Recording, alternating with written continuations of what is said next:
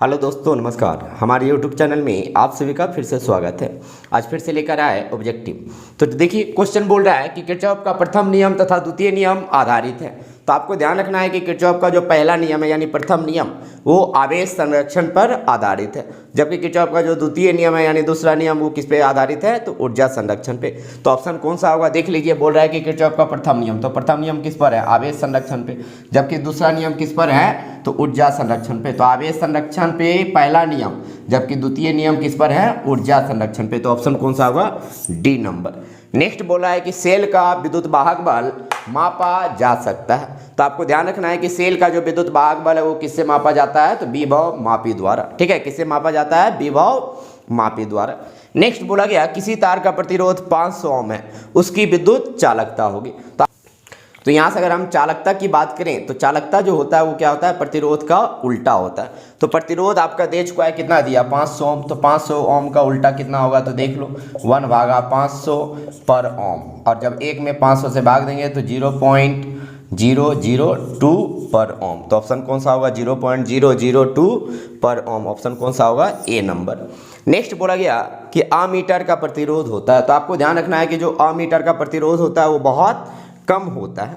ठीक है, अमीटर का प्रतिरोध जो होता है वो क्या होता है, बहुत कम होता है। तो एक तरफ से फिर से देख लो, पहला हमने क्या बताया कि किरचॉफ का प्रथम नियम तथा द्वितीय नियम आधारित है। किरचॉफ का पहला नियम किस पर आधारित है, तो आवेश संरक्षण पर, जबकि किरचॉफ का द्वितीय नियम जो आधारित है वो किस पर है, ऊर्जा संरक्षण पर। दूसरा हमने क्या बताया कि सेल का जो विद्युत वाहक बल है उसको किससे मापते हैं, तो विभव मापी द्वारा। नेक्स्ट क्वेश्चन बोला है कि किसी तार का प्रतिरोध 500 ओम है तो उसकी विद्युत चालकता। तो चालकता होता क्या है, तो प्रतिरोध का उल्टा। तो प्रतिरोध का जब उल्टा करेंगे तो कितना आएगा, 0.002 पर ओम। नेक्स्ट बोला है कि अमीटर का प्रतिरोध होता है, कितना होता है, तो बहुत कम होता है। ठीक है, तो चलिए अब इसको मिटाते हैं।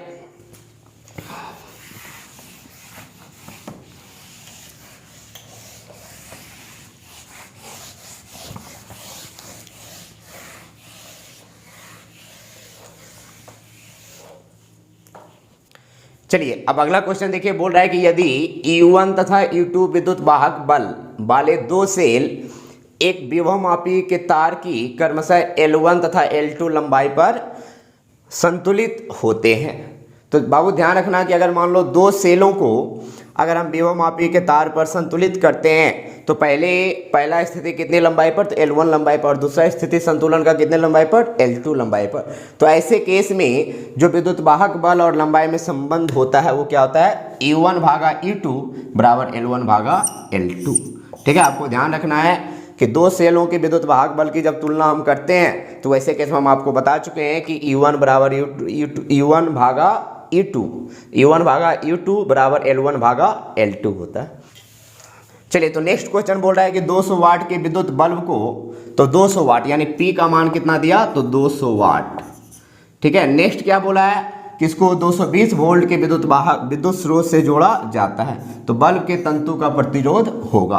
तो देखो P का मान 200 वाट दे दिया है, वोल्टेज का मान जो दिया है यानी V का मान वो कितना दिया है, तो आपका 220 वोल्ट। तो आपको निकालना क्या है, तो तंतु का प्रतिरोध यानी बल्ब के तंतु का प्रतिरोध R बराबर जैसे आप पढ़ चुके हैं कि चूंकि P बराबर होता है V²/R, तो ऐसे केस में R बराबर क्या होगा, V²/V। तो अब मान रखिए, तो R बराबर V का मान कितना है, 220, तो 220 का स्क्वायर भागा P का मान कितना है, 200 वाट। सॉल्व जब करेंगे 220 का स्क्वायर आएगा 484 पर 00 भागा 200, 20 कैंसिल, ये कितना आएगा, 242 ओम। तो R का मान कितना आ गया, 242 ओम। सॉरी, कितना आ गया, 242 ओम। तो सबसे पहले हमने क्या बोला, देखो क्वेश्चन में ये बोल चुका है कि 200 वाट के एक बल्ब है यानी विद्युत बल्ब, उसको 220 वोल्ट के विद्युत स्रोत से जोड़ा गया। तो आपको निकालना क्या है, तो बल्ब का तंतु। तो आप पढ़ चुके हैं कि P बराबर क्या होता है, V²/R। तो ऐसे केस में R बराबर क्या होता है, V²/P। V का मान कितना दिया है, तो 220, तो 220 का स्क्वायर, और P का मान कितना है, तो 200 भागा 200, 220 का स्क्वायर करेंगे तो कितना आएगा, 48,400। कितना आएगा, 48,400 भागा 200, 20 कैंसिल, 2 से काटेंगे तो कितना आएगा, 242। तो कितना आ गया आपका आंसर, 242। तो ऑप्शन कौन सा होगा, ए नंबर।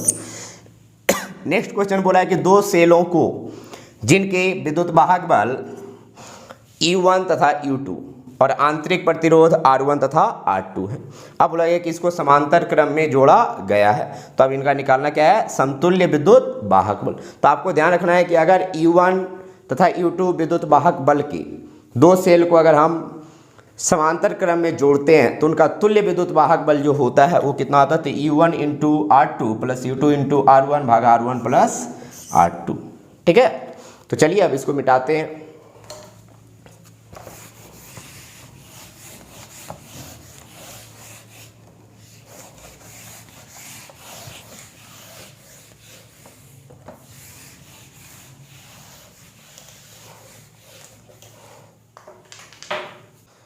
चलिए अब आगे देखिए, अगला क्वेश्चन बोल रहा है कि x तथा y के बीच तुल्य प्रतिरोध है। तो बाबू आपको हम पढ़ा चुके हैं कि अगर हमको तुल्य प्रतिरोध निकालना है तो सबसे पहले देखना है कि श्रेणी क्रम में है या समांतर क्रम। अगर नहीं है तो किस स्थिति में दिखाई दे रहा है। तो आपको हम पढ़ाए व्हीटस्टोन सेतु। व्हीटस्टोन सेतु में बताया कि अगर दो लगातार भुजाओं में जो प्रतिरोध है उनके अनुपात शेष दो लगातार भुजाओं में जो प्रतिरोध है उनके अनुपात के बराबर है, तो वैसे केस में इससे कोई धारा प्रवाहित नहीं होता। तो देखो इन दोनों का अनुपात 1/1 आएगा, इन दोनों का अनुपात बराबर है, तो ये वाला कोई काम का नहीं रहेगा। तो ऐसे केस में जो फिगर प्राप्त होगा यानी बीच वाला कोई काम का, यानी उससे कोई धारा प्रवाहित होगा ही नहीं, तो कोई काम का नहीं रहा। अब देखो अगर यहाँ से जो प्राप्त होगा तो ऐसे केस में ये 1 ओम, ये 1 ओम, ये 1 ओम और ये 1 ओम। तब बताओ ये दोनों का दोनों कौन से क्रम में, श्रेणी क्रम में, तो 2 ओम और ये भी 2 ओम। तो यहाँ से जो तुल्य होगा इसका कितना ओम होगा, 2 ओम, और इसका भी तुल्य कितने ओम होंगे, 2 ओम। ठीक है, देखो हमने क्या बोला कि अगर ये दोनों की बात किया जाए तो इन दोनों का अनुपात और इन दोनों का अनुपात समान है, तो ऐसे केस में बीच वाला को क्या करेंगे, साइड कर देंगे। तो बीच वाला जब साइड होगा तो हमारे पास ये दोनों श्रेणी और ये दोनों श्रेणी, तो 1 + 1 कितना 2 और 1 + 1 कितना 2। अब देखो ये 2 ओम और 2 ओम कौन से क्रम है, समांतर क्रम, और दोनों का मान समान है, तो इसका तुल्य कितना होगा, 2 ओम भागा 2, यानी कितना ओम आएगा, 1 ओम। तो आपका ऑप्शन कौन सा होगा, ए नंबर। नेक्स्ट क्वेश्चन बोल रहा है कि किसी सेल का विद्युत वाहक बल, ठीक है, किसी सेल का विद्युत वाहक बल 6 वोल्ट है और इससे 2 एम्पियर धारा लेने पर, इससे 2 एम्पियर धारा लेने पर टर्मिनल विभवांतर जो है 4 वोल्ट प्राप्त होता है। तो पूछा है सेल का आंतरिक प्रतिरोध। तो यहाँ से आपको हम पढ़ा चुके हैं कि V बराबर E माइनस आई गुना R। सेल का टर्मिनल विभवांतर कितना, 4 वोल्ट, विद्युत वाहक बल कितना, 6 वोल्ट, माइनस धारा कितना, 2 एम्पियर, और गुना आंतरिक प्रतिरोध R। अब देखो इसको सॉल्व करेंगे तो इधर ये माइनस इधर जाके प्लस, तो 2R बराबर 6 माइनस, इधर ये प्लस उधर जाके माइनस, तो 6 - 4, तो 2R बराबर कितना 2, तो R का मान कितना आएगा 1 ओम। तो आंतरिक प्रतिरोध कितने ओम होंगे, 1 ओम। फिर से देख लो क्या बोल रहा है कि किसी सेल का विद्युत वाहक बल 6 वोल्ट है, तो विद्युत वाहक बल को किससे, ई से। फिर बोला है कि इससे 2 एम्पियर धारा, तो आई का मान कितना एम्पियर, 2 एम्पियर लेने पर बोल रहा है टर्मिनल विभवांतर, टर्मिनल विभवांतर को किससे, भी से। तो भी बराबर संबंध क्या होता है, ई माइनस आई आर। तो बी का मान रख दिया 4, ई का मान 6, आई का मान 2 और आर का मान निकालना ही है। जब सॉल्व करेंगे तो इधर ये प्लस उधर जाके माइनस, ये इधर माइनस इधर जाके प्लस, तो 2R बराबर क्या हुआ, 6 - 4 कितना आएगा 2, तो R कितना ओम, 1 ओम। तो ऑप्शन कौन सा होगा, ए नंबर। नेक्स्ट पूछा है कि मीटर सेतु की तार निम्न की बनी होती है। तो मीटर सेतु जनरली बना होता है मैग्नीन तथा कॉन्स्टेंटन, या फिर मैग्नीन यूरेका का बना होता है, तो ऑप्शन कौन सा होगा, सी नंबर। ठीक है, तो आज यहीं तक। अब मिलते हैं आपसे नेक्स्ट वीडियो में। अगर अभी तक हमारे चैनल को सब्सक्राइब नहीं किया तो कृपया सब्सक्राइब कर लें और बेल आइकन को भी दबाना ना भूलें। बहुत बहुत धन्यवाद।